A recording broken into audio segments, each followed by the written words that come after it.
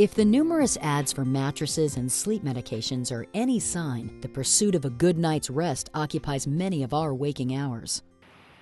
Gail Walsh is one of the 60% of adults who, according to the National Sleep Foundation, report trouble sleeping at least a few nights each week.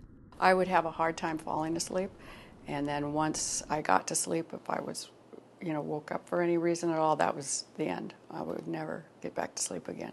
The reasons are as varied as life today. The hectic pace, the multitasking, the lattes and energy drinks all contribute to occasional sleeplessness.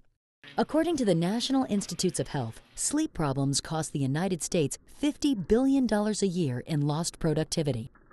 I couldn't keep up with my normal activity, and which was riding horses, and riding was just like slowly disappearing because it was just too much work and I wasn't ready for it. It just makes a big difference in your life when you don't sleep at night.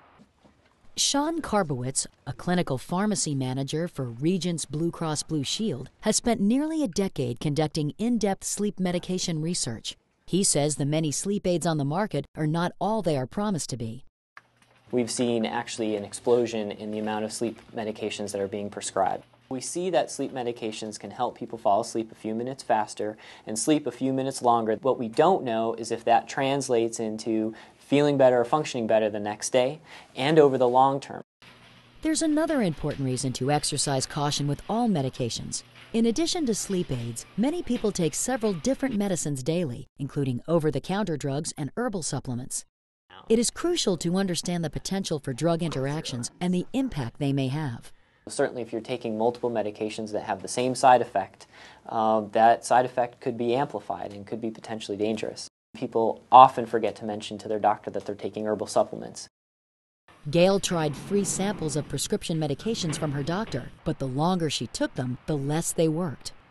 I don't understand the chemistry of it, but I couldn't go to sleep with it and I couldn't go to sleep without it. Once you stop taking that sleep medication, you can have insomnia that's at least as bad as it was before you started it. Regence offers help to members taking sleep medication. Gail worked with health coach Beverly Williams to develop new techniques for a good night's rest. On her enrollment questionnaire, it said, "I want off Lunesta. I will do anything." And from that, she meant it. Beverly coaches Regence members to improve their sleep routine.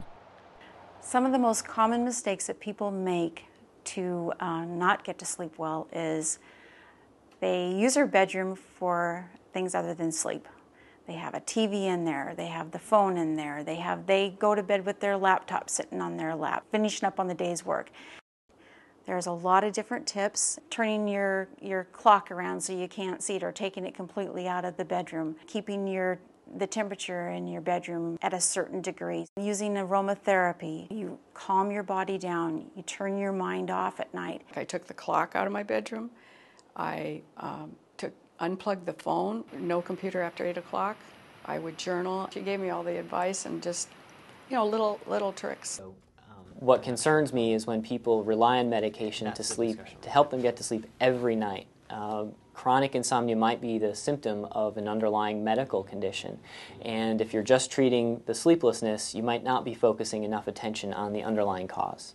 For Gail, the sleep medication her doctor prescribed actually made her problem worse because her insomnia was caused by a serious condition, one that medication can't help. Sleep apnea is when you stop breathing. It cannot be treated by medication. In fact, if you take an over-the-counter medication, like anything with Benadryl in it, it's actually harmful to it. It's fine for people to use sleep medications occasionally on a limited basis, but what I'm most concerned about is if there's long-term use and people don't really have a plan with their doctor about what to do going forward. If those mattress and medication ads are getting your attention, you can log on to websites for the National Institutes of Health or the National Sleep Foundation to investigate your symptoms and consider a discussion with your doctor.